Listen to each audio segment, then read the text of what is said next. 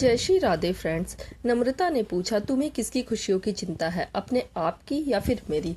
गौतम ने जवाब दिया, ऑफ कोर्स तुम्हारी। मैं तुमसे बड़ा हूँ, तुम अभी बच्ची हो। पहले बात तो यह है कि यह सब करने की तुम्हारी अभी उम्र नहीं है, और दूसरी बात, तुम्हें अपनी उम्र का कोई ढूंढना चाहिए। बार बार उम्र का जिक्र सुनकर नम्रता इरिटेट हो जाती है। वह गौतम का कॉलर पकड़कर उसे अपनी तरफ खींच लेती है।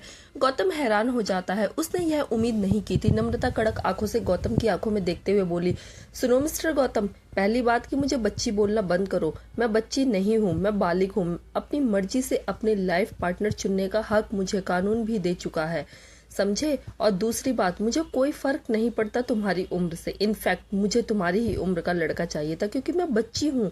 तो मुझे अपने लिए एक मैच्योर इंसान चाहिए जो मुझे संभाल सके। और तीसरी बात Gautam, I really love you. तुम मेरा पहला प्यार हो और मैं इसको आखिरी भी बनाना चाहती हूँ। Please please please accept me, please love मी।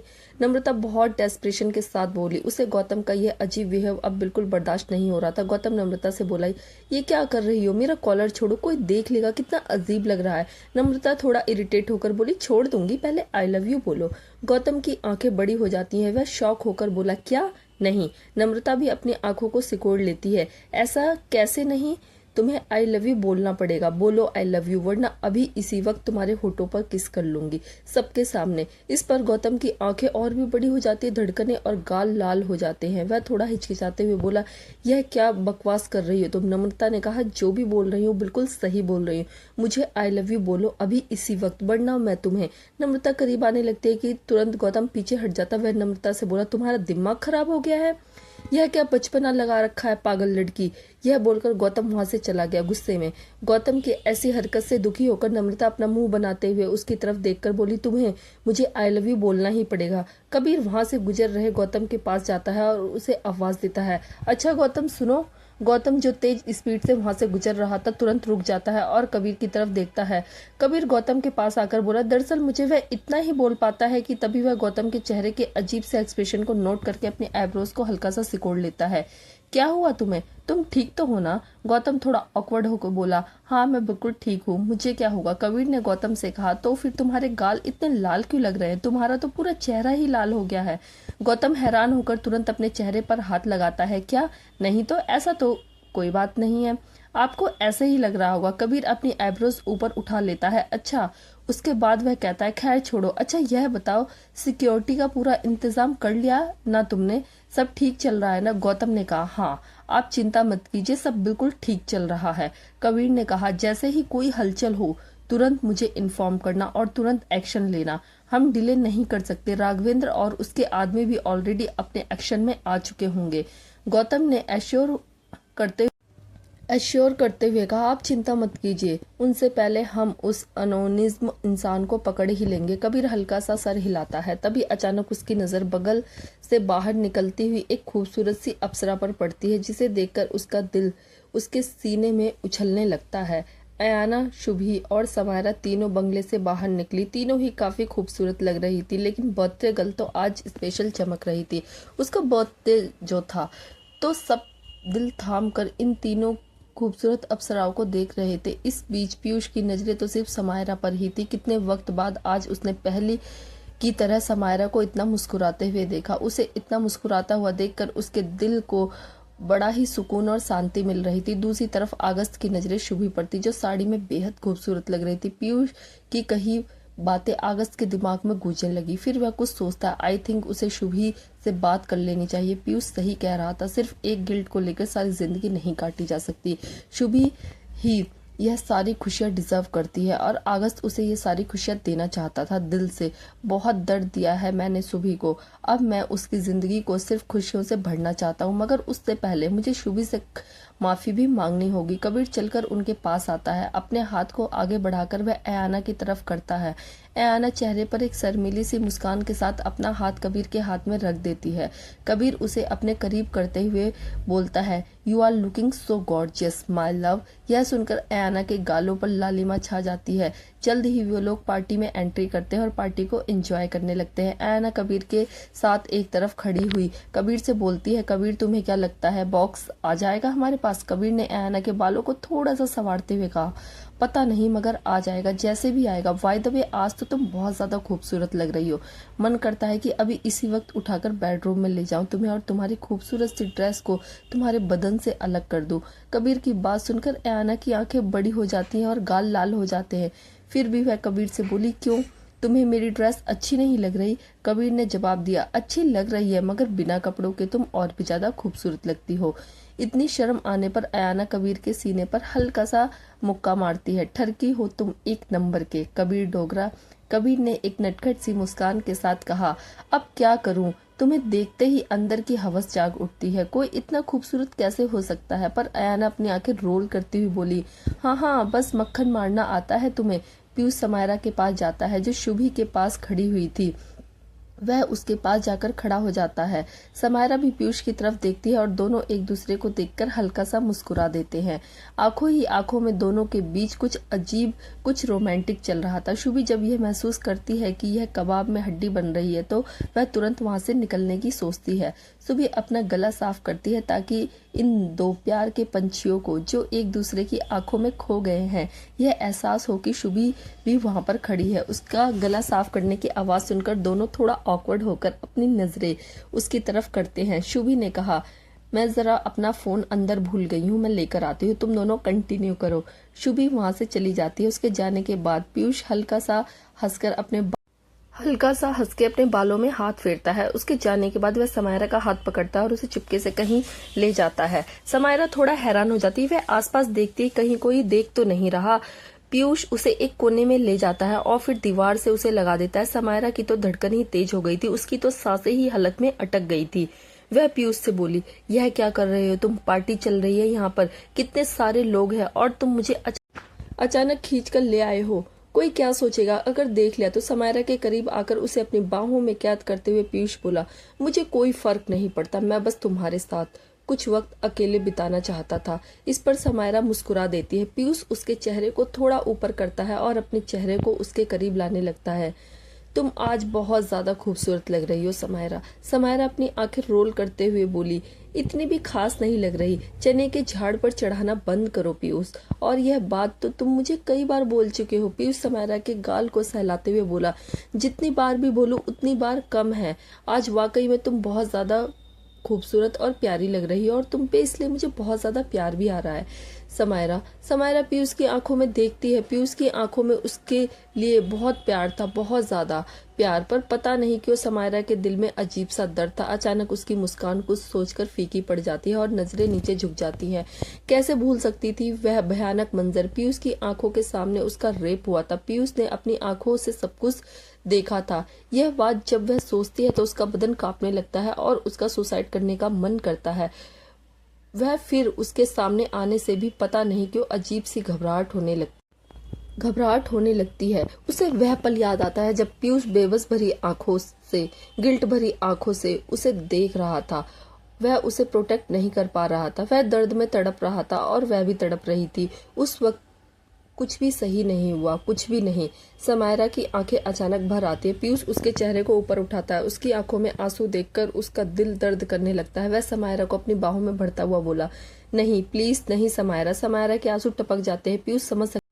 पीयूष समझ सकता था कि उसके दिल पर क्या बीत रही है। वह समायरा को अपने सीने से लगाकर बोला, I love you so much. तुम्हारी आंखों में आंसू मुझे खंजर की तरह चुभ रहे हैं, प्लीज इन्हें मत बहाओ। समायरा बहुत थकी हुई और दबी हुई सी आवाज में बोली, मैं बहुत कोशिश कर रही हूँ पर पता नहीं क्यों निकलना बंद नहीं हो रहे। भयानक अतीत की यादें सब कुछ मेरी आंखों के सामने चलती हैं। लाख कोशिश करने के बाद भी मैं सब कुछ अपने दिमाग से निकाल नहीं पा रही हूँ।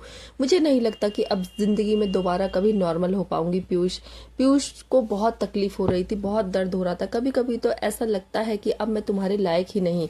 तुरंत पीयूष ने समायरा के चेहरे को ऊपर उठाकर हैरानी से कहा, सैम यह क्या बोल रही हो तुम? प्लीज बंद करो। मैंने तुमसे कहा था ना कि यह बातें दोबारा कभी मत बोलना। ऐसा कुछ नहीं है, प्लीज ऐसा मत करो। आई love you very much. Samaira की आंखों से आंसू टपक जाते हुए कहती है, उस आदमी ने तुम्हारी आंखों के सामने यह कुछ मेरे साथ किया। जब भी मैं तुम्हें देखती हूँ तो समायरा रोने लगती है। पीयूष समायरा से बोला, सैम क्या तुम अब मुझसे प्यार नहीं करती? क्या अब तुम्हें मुझसे डर लगने लगा है? क्या तुम चाहती हो कि मैं तुम्हारे सामने ना आऊं? अगर ऐसा है तो प्लीज मुझे एक बार बता दो, मैं जिंदगी में कभी तुम्हें अपनी शक्ल भी नहीं दिखाऊंगा। अगर तुम्हारे दर्द की वजह मेरी ही शक्ल है तो फिर कभी तुम्हारे सामने नहीं आऊंगा। पीयूष की बात सुनकर समायरा चौंक जाती है। वह तुरंत नाम में अपना सर हिलाकर बोली, नहीं, ऐसी कोई बात नहीं है। I love you very much. तुम इकलौती वजह हो जिसकी वजह से मैं अभी तक जिंदा हूँ। ऐसा कभी मत बोलना। जिस दिन तुम मेरी आंखों के सामने से गायब हो गए मैं मर जाऊंगी। मैं तुम्हारे बिना जीने का सोच भी नहीं सकती पीयूष। फिर पीयूष ने उसके चेहरे को अपने हाथों में लेकर कहा, तो फिर यह बात तुम कभी मत कहना समायरा। मैंने वादा किया है तुमसे, तुम्हारे गुनहगार को जिंदा नहीं छोड़ूंगा। मैं उसे इतनी दर्दनाक मौत दूंगा कि उसकी रूह भी कांप जाएगी। मैं वादा करता हूँ तुमसे, और यह सब बहुत जल्द ही करूंगा, बहुत जल्द। समायरा हाँ में अपना सर हिलाती है और पीयूष को जोर से हक कर लेती है। I love you Piyush, I love you so much. Piyush ने समायरा को अपनी बाहों में भरते हुए बोला, I love you too Samaira. Piyush ने अपने मन में ठान लिया था कि वह तुषार को इतनी गंदी मौत देगा कि वह अगला जन्म लेने से पहले 100 बार सोचेगा। वह अपनी समायरा का दर्द नहीं भूल सकता। जितना दर्द उसे बर्दाश्त करना पड़ रहा था उसे भी 10 गुना ज्यादा दर्द वह उस इंसान को देगा, उसकी वजह से, जिसकी वजह से उसकी समायरा की यह हालत हुई है। शुभी कमरे में आई और वहां इधर उधर अपना फोन ढूंढने लगी। वह थोड़ा इधर उधर देखती हुई बोली, मेरा फोन कहाँ चला गया? यहीं पर तो रखा था। तभी शुभी को बिस्तर के बगल वाली टेबल पर फोन रखा हुआ दिखाई दिया। वह तुरंत जाकर फोन उठाती है। फोन को थोड़ा चेक करने के बाद वापस जाने लगती है कि तभी अचानक उसके सामने उसके कदम रुक जाते हैं। जब वह दरवाजे पर किसी को खड़ा हुआ देखती है। अगस्त दरवाजे पर खड़ा था। उसने बाहर शुभी को अंदर जाते हुए देखा तो वह खुद को उसके पीछे आने से रोक नहीं पाया। अचानक अगस्त को यहाँ पर देखकर शुभी थोड़ा हैरान और कंफ्यूज होकर बोली, तुम यहाँ पर क्या कर रहे हो? तुम्हें कुछ चाहिए? अगस्त अपने कदमों को शुभी की तरफ बढ़ाने लगा। धीरे धीरे वह शुभी के करीब पहुंचने लगा और थोड़ी ही देर में उसके करीब पहुंच जाता है और वहीं खड़ा हो जाता है। शुभी अभी भी कंफ्यूजन में उसे देख रही थी। अगस्त ने कहा, हाँ चाहिए। शुभी ने पूछा, क्या? तो अगस्त ने जवाब दिया, तुम। शुभी अचानक अगस्त के मुंह से यह सब सुनकर चौंक जाती है और उसकी धड़कनें बेकाबू सी होने लगती है। दोनों एक दूसरे की आंखों में देख रहे थे। अगस्त धीरे धीरे अपना हाथ उठाता है और शुभी के गाल पर रख देता है। शुभी की धड़कनें और भी ज्यादा तेज हो जाती हैं। उसके रोंगटे खड़े हो जाते हैं। अगस्त शुभी की आंखों में देखते हुए बोला, मुझे तुमसे। वह इतना ही बोल पाता है कि शुभी तुरंत कहती है, बाहर सब लोग हमें ढूंढ रहे होंगे। वह बगल से जाने लगती है पर अगस्त उसका हाथ पकड़ लेता है और उसके कदम वहीं पर रुक जाते हैं। शुभी अपनी साड़ी को अपनी मुट्ठी में कसकर पकड़ लेती है। उसका दिल अजीब सी बेचैनी में था। उसकी सांसें थोड़ी तेज हो गई थी। खिड़की से आ रही हवा उसके बाल उड़ने लगे थे। कमरे में सन्नाटा हो गया था। ऐसा लग रहा था कि शुभी को सिर्फ अपनी धड़कनों की आवाज ही सुनाई दे रही है। अगस्त शुभी से बोला, प्लीज मुझे तुमसे बात करनी है। शुभी अगस्त की तरफ पलटकर देखती है। अपने अंदर की नर्वसनेस और बेचैनी को वह थोड़ा छुपाने की कोशिश करती है। वह नर्वस थी, बेचैन थी, और हो भी क्यों ना, यह सामने खड़ा इंसान, उसका प्यार जो था, यह शायद अभी भी है। अगस्त ने शुभी से कहा, शुभी मैंने बहुत हिम्मत करके अपने आप को तैयार किया है और आज मैं सब कुछ कह देना चाहता हूँ। प्लीज एक बार मेरी बात सुन लो, प्लीज। उसके बाद जो तुम्हारी मर्जी होगी, आई प्रॉमिस, मैं वही करूंगा। तुम्हें किसी चीज के लिए फोर्स नहीं करूंगा। तुम जो डिजर्व करती हो, डिसाइड करोगी, मैं उसे एक्सेप्ट कर लूंगा। शुभी चुपचाप खड़ी रहती है। अगस्त उसके पास आकर उसकी आंखों में देखते हुए बोला, तुम्हें याद है जब तुम्हारे बर्थडे वाले दिन तुमने छत पर मुझे प्रपोज किया था तो मैंने तुम्हें रिजेक्ट कर दिया था। तुम्हें बहुत हर्ट हुआ था ना? शुभी उस दिन को आखिर कैसे भूल सकती थी जब उसने अगस्त को पहली बार अपनी फीलिंग्स का इजहार किया था।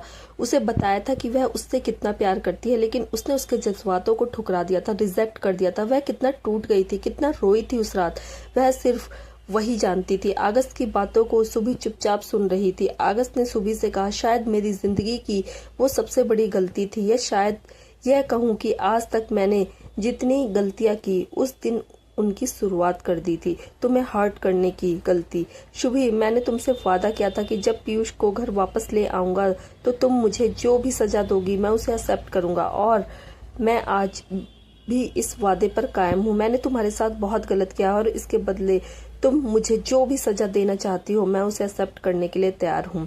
शुभी ने नजरें उठाकर अगस्त की आंखों में देखा।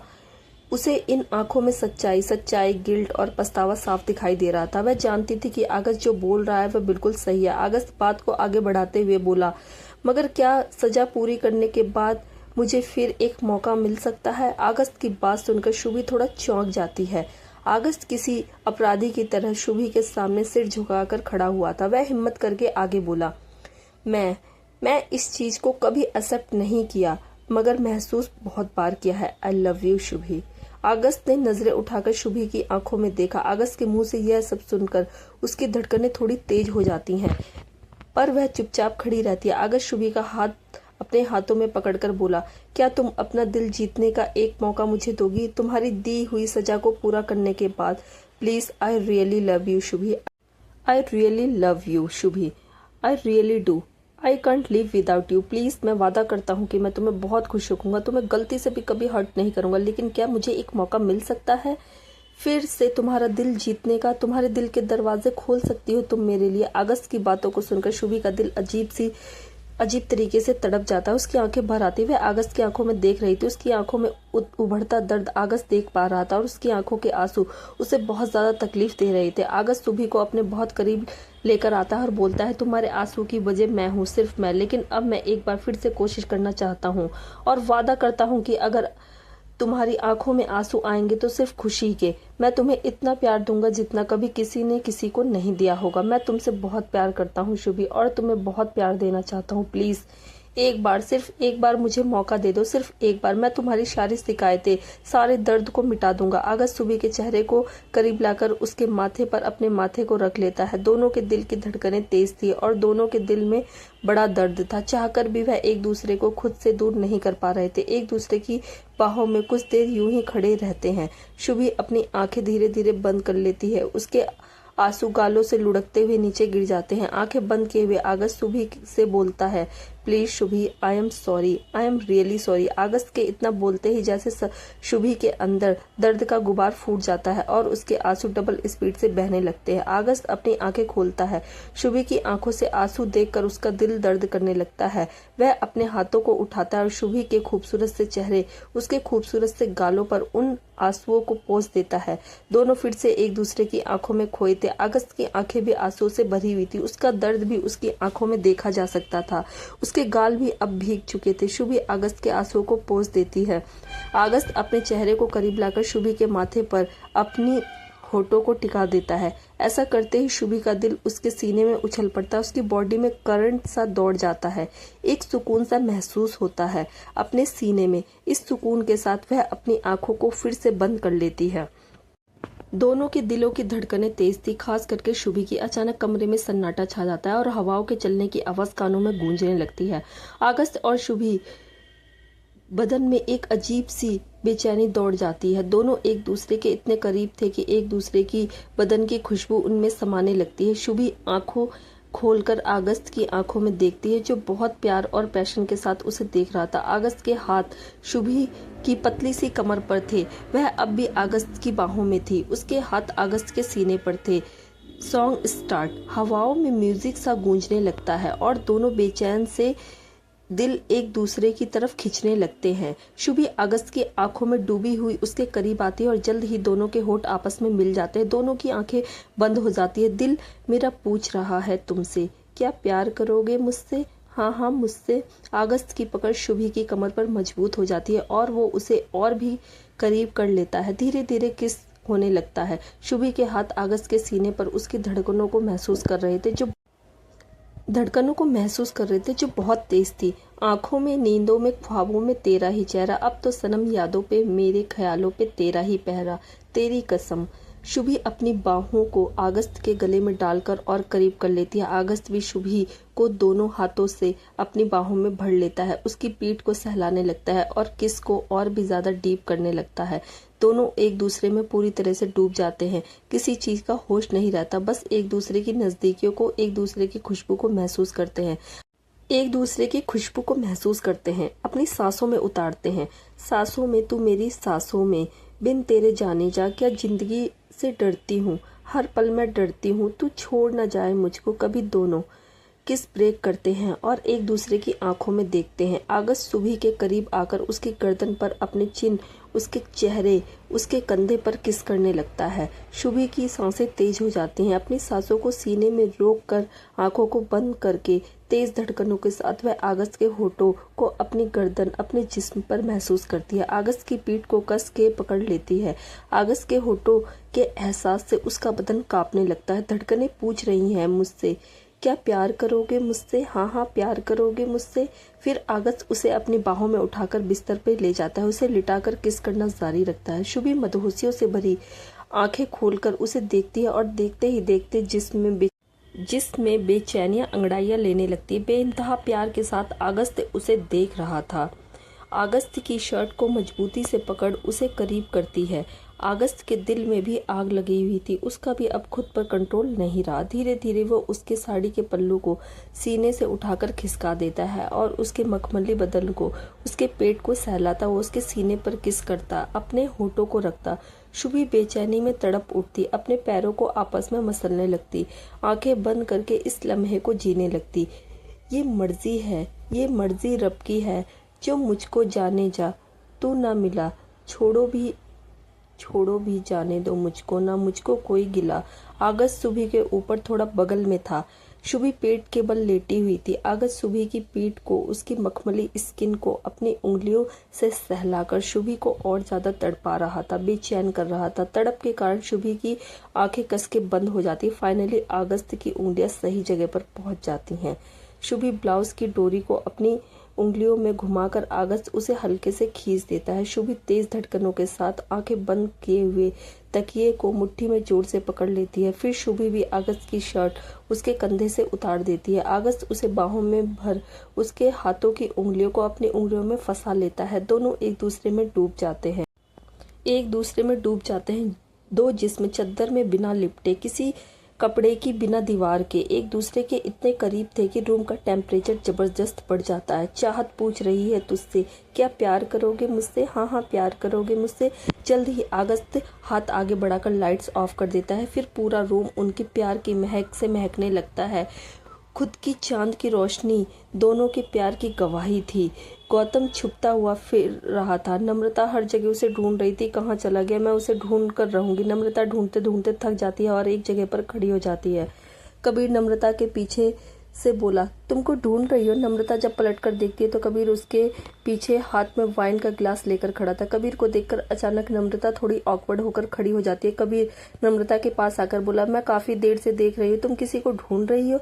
क्या गौतम को ढूंढ रही हो? अचानक कबीर के मुंह से ये सब सुनकर नम्रता थोड़ी चौंक जाती है, पर वह फिर भी थोड़ा हिचकिचा रही थी। हाँ, वह एक्चुअली मुझे कुछ जरूरी काम था उससे, लेकिन वह कहीं दिखाई नहीं दे रही। क्या आपने उसे कहीं देखा है? नम्रता के पूछने पर कबीर कुछ सोचते हुए बोला, नहीं, मैंने देखा तो नहीं, थोड़ी देर पहले देखा था, पर तुम उसे ढूंढ क्यों रही हो? ऐसा कौन सा जरूरी काम है तुम्हें उससे? नम्रता ने कहा, नहीं, कुछ खास नहीं, बस वैसे ही। कबीर बड़ी सस्पिशियस नजरों से एक मिस्टीरियस मुस्कान के साथ, तुम मुझे बता सकती हो, क्या पता मैं तुम्हारी कोई हेल्प कर दूं। कबीर की बात सुनकर नम्रता उसकी तरफ देखती है। वह सोच में पड़ जाती है कि बताना चाहिए या नहीं उसे। अगर इस तरह सोचता हुआ देखकर कबीर ने कहा, अगर तुम्हें नहीं बताना तो कोई बात नहीं, मैं तो बस पूछ रहा था ताकि मैं तुम्हारी कोई हेल्प कर सकूं। गौतम को मैं कई सालों से जानता हूं, उसकी रग रग का पता है मुझे, पर खैर छोड़ो, लगता है शायद तुम्हें मेरी मदद की जरूरत नहीं है, तुम खुद ही हैंडल कर लोगी, ऑल द बेस्ट। यह बोलकर कबीर जाने लगता है, लेकिन नम्रता तुरंत उसे रोकते हुए बोली, नहीं नहीं नहीं, रुकिए। कबीर रुक कर नम्रता की तरफ पलटता है। नम्रता थोड़ी ऑकवर्ड होकर अपने हाथों को आपस में मसलने लगती है। उसे समझ में नहीं आ रहा था कि वो कैसे बोले, तो वह हिम्मत करके बोल ही देती है, वह एक्चुअली मुझे ना, वह बात यह है कि नम्रता हिचकिचाने लगती है कि बोल ही नहीं पाती। लेकिन कबीर अच्छी तरह से जानता था कि वह क्या बोलने की कोशिश कर रही है, तो कबीर ने उसकी मुश्किल को आसान करते हुए खुद ही कह दिया, गौतम से प्यार करती हो ना, उसे हासिल करने के लिए मेहनत कर रही हो, पर वह तुम्हारे हाथ नहीं आएगा, इसी में तुम्हें मेरी मदद चाहिए ना। कबीर के मुंह से यह सब सुनकर नम्रता अपने होठों को चबाने लगती है और हाँ में अपना सर हिला देती है। कबीर ने हल्का सा हंसते हुए कहा, तो फिर इसमें इतना क्या हिचकिचा रही हो, मैं तुम्हारी मदद करने के लिए बिल्कुल तैयार हूँ। अचानक कबीर के मुंह से यह सुनकर नम्रता चौंक जाती है, उसकी आंखों में एक्साइटमेंट की चमक आ जाती है। वह थोड़ा एक्साइटेड होकर एकदम से कबीर का हाथ पकड़कर बोली, सच्ची?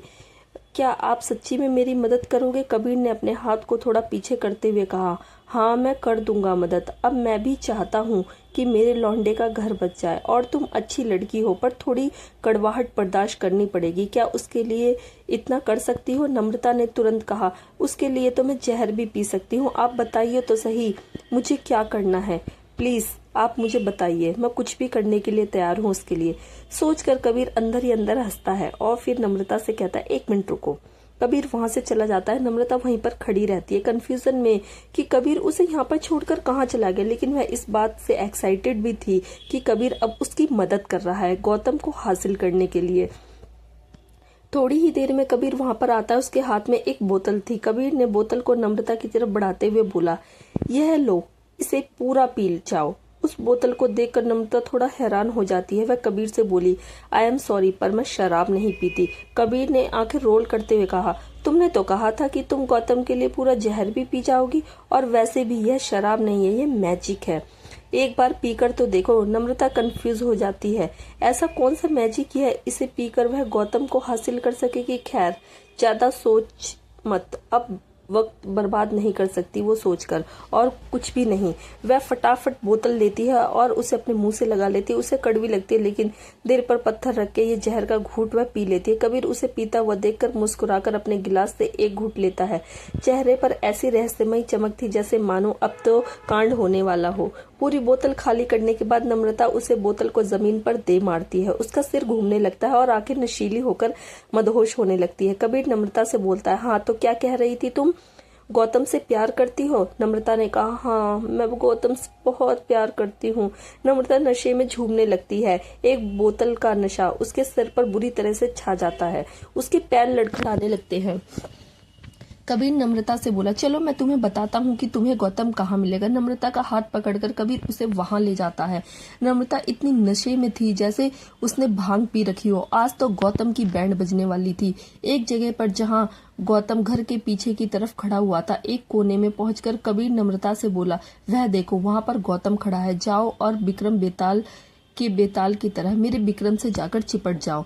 छोड़ना मत उसे जब तक वह तुम्हें आई लव यू ना बोल दे। नम्रता जब गौतम को देखती है तो उसकी आंखों में चमक आ जाती है, पर वह नशे में भी बहुत थी। वह कबीर को सैल्यूट मारते हुए बोली, yes sir, thank you. Kabir उसे थम्स अप का इशारा करता है और कहता है, ऑल द बेस्ट। उसके बाद नम्रता लड़खड़ाते हुए गौतम की तरफ बढ़ जाती है।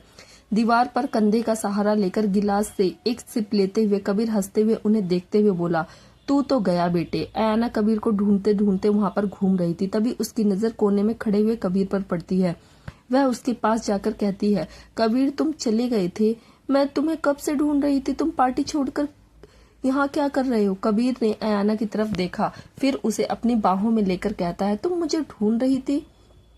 अयाना ने कहा, बकवास बंद करो, यह बताओ तुम यहाँ पर क्या कर रहे हो? कबीर ने मुस्कुराते हुए कहा, गौतम की लव स्टोरी सेट कर रहा हूँ। अयाना कंफ्यूज हो जाती है। कबीर उंगली से इशारा करता है और अयाना भी उस इशारे की तरफ देखने लगती है। नम्रता नशे में झूलती हुई गौतम के पास पहुंचती है और पीछे से उसे अपनी बाहों में भर लेती है। वह नशे में भरी मदहोश आवाज में कहती है, गौतम बेबी कहाँ चले गए थे तुम? अचानक यह आवाज सुनकर गौतम चौंक जाता है। उसकी आंखें फट जाती है। जब वह पलटकर देखता है तो एक मुस्कुराहट के साथ नशे में झूलती हुई नम्रता पीछे खड़ी थी। उसकी हालत देखकर गौतम चौंक कर बोला, यह क्या हाल बना रखा है तुमने शराब पी रखी है क्या? नम्रता अपनी बाहें फैलाकर बोली, सिर्फ तुम्हारे लिए मेरी जान। फिर वह गौतम के ऊपर गिर गई। गौतम मुश्किल से उसे अपनी बाहों में संभालते हुए बोला, यह क्या हाल बना लिया है तुमने? किसने पिलाई है तुम्हें इतनी शराब? नम्रता गौतम से बोली, तुमने मुझे आई लव यू क्यों नहीं बोला अभी तक? मैं कब से तुम्हें ढूंढ रही हूँ। चलो अब जल्दी से मुझे आई लव यू बोलो और मुझे फिर तुम्हें जोर का किस करना है। जल्दी करो ना, मुझे जोर से किस आ रहा है। दूर खड़ी अयाना यह सब देखकर चौंक कर कबीर से पूछती है, यह क्या है कबीर ने मुस्कुराकर कहा, सुबह पता चलेगा, चलो चलते हैं। उसके बाद वह दोनों वहां से चले जाते हैं। कई देर तक पार्टी चलती रहती है। तकरीबन कुछ घंटे बीत जाते हैं। इस बीच पीयूष और समायरा अपनी ही दुनिया में खोए हुए थे। एक दूसरे की बाहों में बाहें डालकर डांस कर रहे थे। कबीर अयाना को कंपनी दे रहा था। अयाना कबीर की बाहों में अपनी बाहों को लपेटकर इस खूबसूरत शाम का आनंद ले रही थी। यह शायद उसका पहला बर्थडे था, इसलिए वह इतनी ज्यादा खुश लग रही थी। अलीशा अयाना के पास आकर बोली, अयाना दी, वह अंकल बोल रहे हैं कि मेरी फेवरेट स्ट्रॉबेरी फ्लेवर की आइसक्रीम खत्म हो गई है। यह तो गलत बात है ना, आपका बर्थडे है।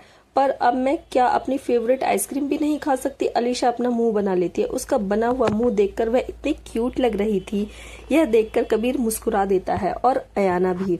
कबीर झुककर उसके गालों को खींचता है और फिर उसे अपनी गोद में उठा लेता है। किसकी इतनी हिम्मत कि मेरे प्रिंसेस को उसकी मांगी हुई चीज ना दे? बताओ, कौन मना कर रहा है तुम्हें आइसक्रीम खाने से? मैं अभी उसकी टांगें तोड़ दूंगा। अलीशा आइसक्रीम स्टॉल की तरफ उंगली करके बोली, वह वाले अंकल बोल रहे हैं कि मेरी फेवरेट आइसक्रीम खत्म हो गई है, लेकिन मैं तो ज्यादा खाई ही नहीं, सिर्फ 5 बार ही खाई थी। इतनी जल्दी कैसे खत्म हो गई? पर ऐना हैरान होकर बोली, 5 बार सिर्फ नहीं होता अलीशा, इससे ज्यादा आइसक्रीम तुम्हारी तबीयत खराब कर सकती है। नहीं, कुछ और खा लो और गर्मा गर्म खा लो। आइसक्रीम खाने की जरूरत क्या है?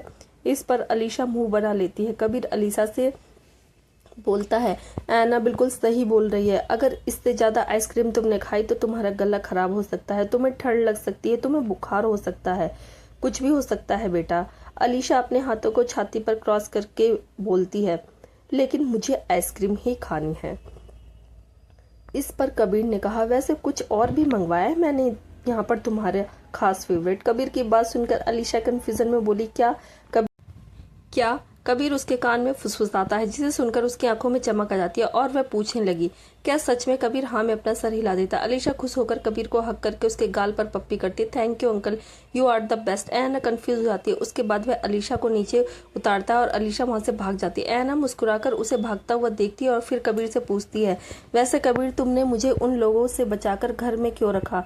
समझ में आता है मेरा तुम्हारे साथ रिश्ता है, पर अलीशा का तुम्हारे साथ क्या रिश्ता है? मेरा मतलब अलीशा और समर्थ, वह लोग यहाँ पर क्यों हैं? यह सुनकर कबीर थोड़ा सीरियस होकर अयाना की तरफ देखता है। उसे अपनी तरफ इतना सीरियस होकर देखता हुआ देखकर अयाना भी कंफ्यूज हो जाती है। क्या हुआ? तुम मुझे ऐसे क्यों देख रहे हो? अयाना के पूछने पर कबीर कहता है, अलीशा और समर्थ मुझे नहीं, तुमसे रिलेट करते हैं। अयाना कबीर की बात सुनकर बहुत ज्यादा कंफ्यूज हो जाती है। वह पूछती है, क्या मतलब?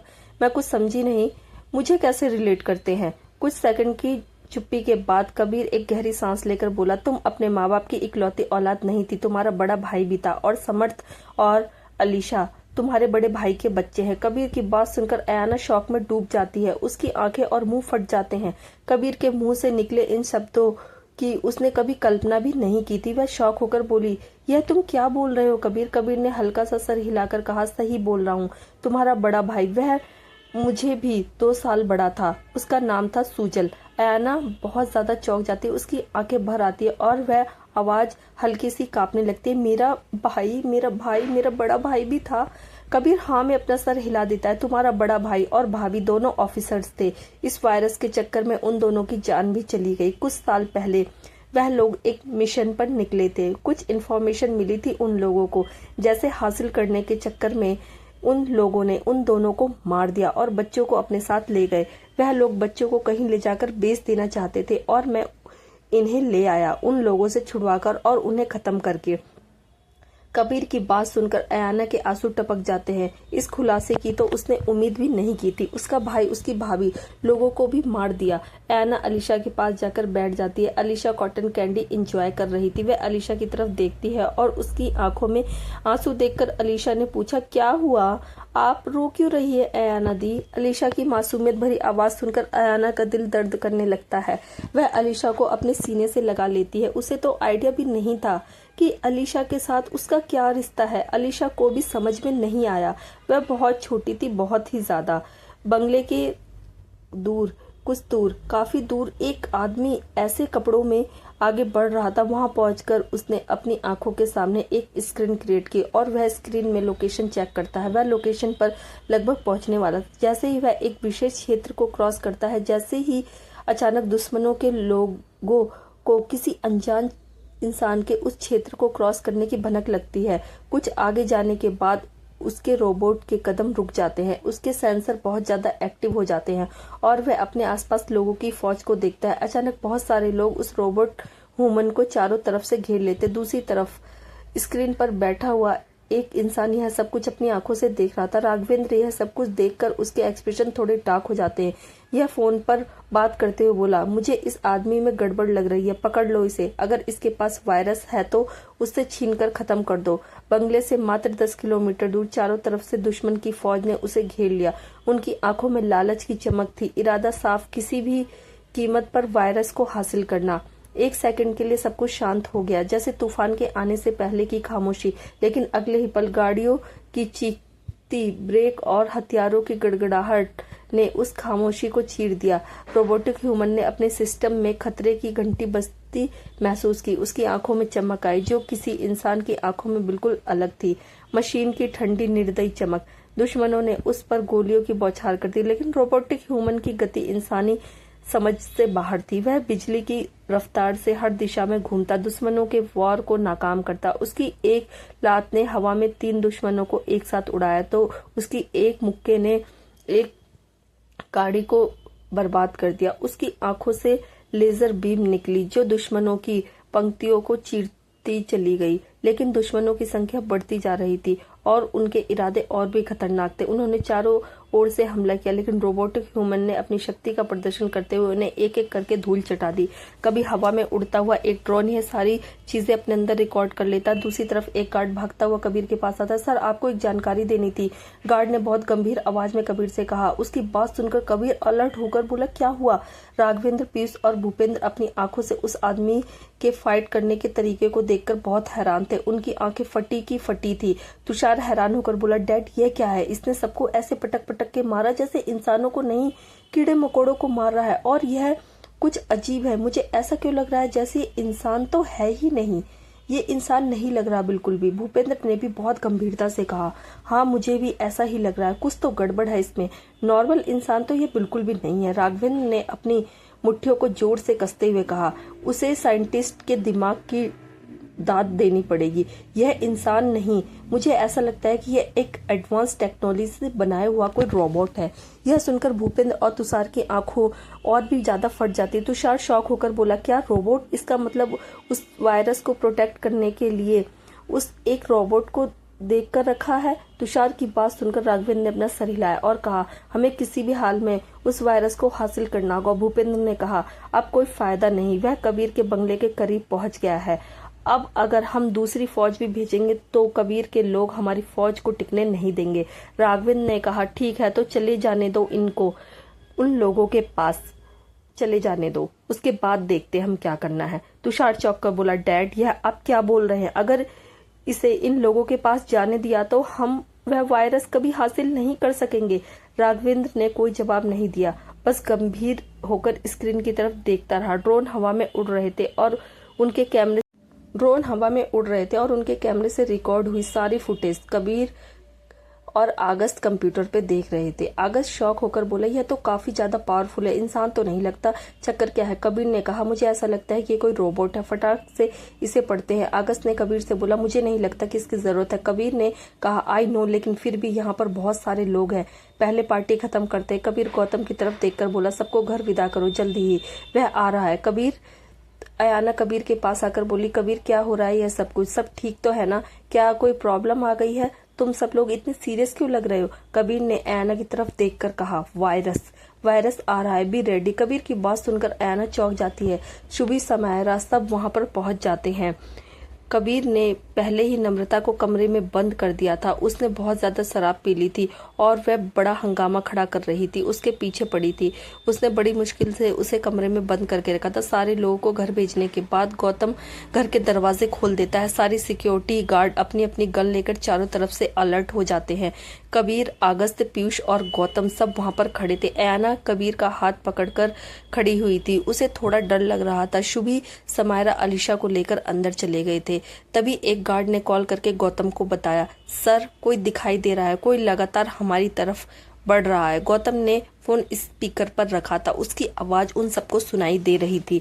गौतम ने गार्ड से कहा, जो कर रहे हो, लेकिन कोई भी उस पर हमला नहीं करेगा, कोई भी उसके सामने नहीं आएगा। अगर कोई सामने आया तो आई वंडर, वह किसी को जिंदा नहीं छोड़ेगा। गार्ड ने तुरंत कहा, जी सर, नोटेड।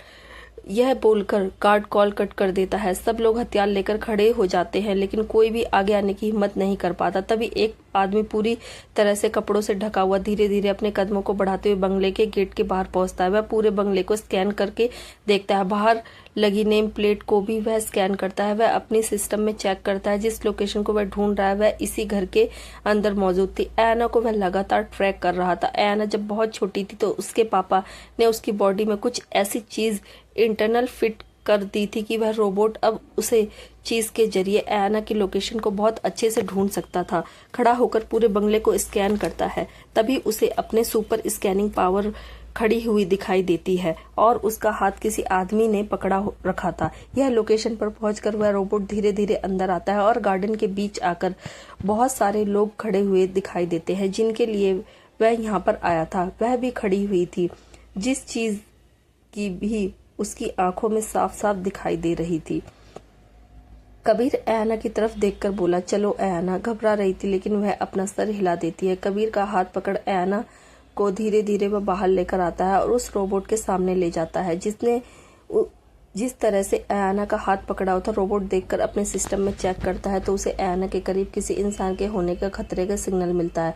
हालांकि यह पूरी तरह से सही नहीं था। रोबोट दौड़कर कबीर के पास पहुंचता है, लेकिन इससे पहले कि वह कबीर पर हमला कर पाता एना तुरंत उसके बीच में आकर खड़ी हो जाती है। उसकी आंखें फट गई थी, वह बहुत ज्यादा घबरा गई थी।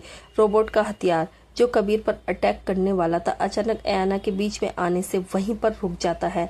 एना की धड़कनें बहुत तेज हो गई थी, वह बहुत घबरा गई थी। कबीर एना के पीछे खड़ा हुआ था। एना ने उस रोबोट से कहा, don't attack him, he is my friend. Ana के शब्द सुनकर वह आदमी अपनी कमांड बुक में कमांड देखता है। फ्रेंड वर्ड से उसे ग्रीन सिग्नल मिलता है।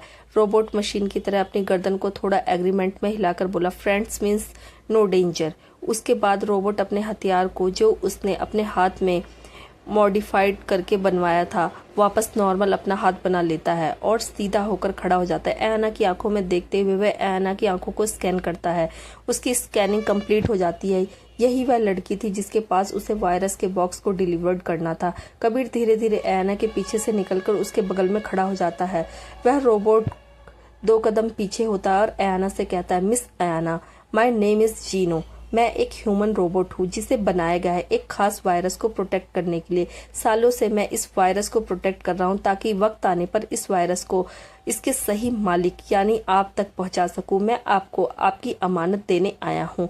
उस रोबोट का नाम जीनो था और वह यहाँ पर उसे वायरस देने आया था। उसका इंट्रोडक्शन करने का तरीका एक इंसान की तरह था, लेकिन फिर भी वह एक रोबोट की तरह बात कर रहा था, बिल्कुल सीधी सपाट। वह रोबोट अपने पेट को खोलता है और उसमें से एक प्लेट बाहर निकलती है। कबीर कंफ्यूजन में खड़ा उस रोबोट की एक एक हरकत को देख रहा था।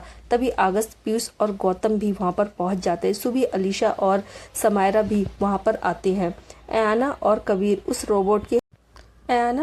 उस रोबोट की हरकत देख रहे थे। उसके पेट में जो नेम प्लेट बाहर निकलती उसमें एक खूबसूरत सा बॉक्स रखा हुआ था। वह रोबोट बॉक्स को अपने हाथ में लेता है। वह नेम प्लेट वापस अंदर चली जाती है। वह रोबोट एना की आंखों में देखते हुए उस वायरस के डब्बे को आगे बढ़ाकर बोला, यह लीजिए आपकी अमानत। एना कंफ्यूजन में थोड़ी घबराकर कबीर की तरफ देखती है। कबीर हल्का सा सर हिलाकर उसे बॉक्स को अपने हाथ में लेने का इशारा करता है। एना उस बॉक्स को अपने हाथ में पकड़ लेती है। जैसे ही बॉक्स अपने हाथ में लेती है, रोबोट के सिस्टम में एक मैसेज फ्लैश होता है, मिशन कंप्लीटेड। सब लोग हॉल में जीनो के चारों तरफ खड़े हुए थे। सब उसे आंखें फाड़ फाड़ कर लेकिन बहुत कंफ्यूजन में भी देख रहे थे, खास करके अलीशा। जीनो हॉल के बीचों बीच एक पुतले की तरह खड़ा हुआ था। समायरा हल्का सा फुसफुसाकर शुभी से बोली, क्या यह वाकई में एक रोबोट है? यह तो काफी हैंडसम है यार, रोबोट तो कहीं से भी नहीं लग रहा। शुभी भी जीनो को ऊपर से नीचे तक देखकर बोली, लग तो मुझे भी नहीं रहा, लेकिन क्या बात है, वायरस को प्रोटेक्ट करने के लिए भी क्या चीज बनाई है साइंटिस्ट ने। अलीशा, अगस्त, पीयूष, गौतम और कबीर वह सब लोग भी जीनो को देख रहे थे। जीनो अपनी नजरों को रोबोट की तरह चारों तरफ घुमा रहा था। सब लोग उसे अजीब नजरों से देख रहे थे, लेकिन वह चुपचाप सीधा अपनी जगह पर खड़ा था। अलीशा अयाना के पास आकर बोली, दीदी यह कौन है? यह तो बहुत हैंडसम है। जीनो का चेहरा काफी ज्यादा हैंडसम था। पर वह एक मशीन ही तो था। अयाना ने कहा, यह जीनो है, एक रोबोट है। यह सुनकर अलीशा चौंक जाती है। रोबोट? जैसे रजनीकांत की रोबोट मूवी में जो चिट्टी था, बिल्कुल वैसा। अयाना ने हाँ में अपना सर हिला दिया। हाँ हाँ अलीशा, वैसा ही है। अलीशा बहुत ज्यादा खुश और एक्साइटेड हो जाती है। वह जीनो के पास जाकर उसे देखती है। जीनो सर झुकाकर इस छोटी सी बच्ची के एक्सप्रेशन को अपने सिस्टम में रिकॉर्ड करने लगता है, उसे देखने लगता है। उसकी आंखें चमक रही थी, जिसे देखकर अलीशा अम्यूजमेंट के साथ बोली, ओ माय गॉड, तुम्हारी आंखें कितनी खूबसूरत है। हेलो, मेरा नाम अलीशा है, क्या तुम मुझसे दोस्ती करोगे? अलीशा ने अपना हाथ आगे बढ़ाकर मिलाने का इशारा किया। अलीशा के कहे हुए सब जीनों के सिस्टम में फ्लैश होने लगते हैं। क्या तुम मुझसे दोस्ती करोगे? और उसने हाथ आगे बढ़ाया, लेकिन जीनों के सिस्टम में किसी से दोस्ती करने की कोई भी कमांड मौजूद नहीं थी। तो जीनों ने एक रोबोट की तरह जवाब दिया, no command, no friendship, no दोस्ती। मैं दोस्ती नहीं कर सकता, मेरे सिस्टम में ये कमांड नहीं है। अलीशा अपने होठों को बाहर निकालकर मुंह बना लेती है।